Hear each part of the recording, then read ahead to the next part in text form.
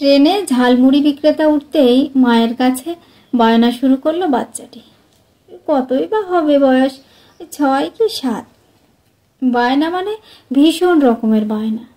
বাচ্চাটি মাকে সমানে বলে চলেছে, ঝালমুড়ি আমি খাবই, তুমি আগে কিনে দাও। বাচ্চাটির মা বোঝানোর চেষ্টা করছে অনেকক্ষণ ধরে, কিন্তু বাচ্চাটি নাছোড়বান্দা। আমার মতো অনেকেই তখন বাচ্চাটির দিকে তাকিয়ে আছে। মায়ের কথা শুনছে না দেখে পাশ থেকে তখন আমিই বলে উঠলাম, মায়ের কথা শুনতে হয়, ঝালমুড়ি খেতে নেই, পেট ব্যথা করবে শোনা। কিন্তু কে শোনে কার কথা?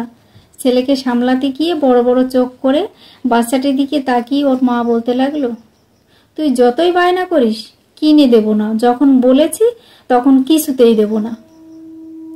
বাচ্চাটি তখন মায়ের দিকে তাকিয়ে বলে উঠল, ছোট লোকের বাচ্চা।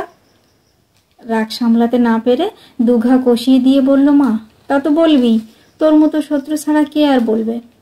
বাচ্চাটি তখন চিৎকার করে কান্না জুড়েছে। বললাম, ওকে মারছেন কেন?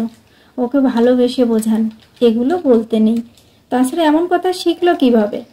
বুঝিয়ে কিছু লাভ হবে না দাদা, বাড়ির পরিবেশ যদি ঠিক না থাকে আমি ওকে যতই শেখাই ও শিখবে না। আরও শিখলো কিভাবে? বাড়িতে যদি ওর মাকে উঠতে বসতে এমন কথা শুনতে হয়, বাচ্চাও তো সেগুলো শুনছে। ওর ঠাকুমা আমার নামই রেখেছে ছোট লোকের বাচ্চা। বাড়িতে আমি ছেলেকে শাসন করলে আমার শাশুড়ি বলবে, আমিও তো 3টে ছেলেকে মানুষ করেছি, তোমার মতো করে নয়।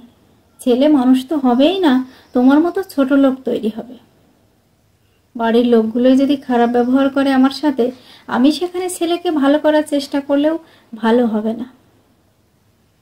ঠিক তাই, এই ছবিটা অনেক বাড়িতেই চলছে।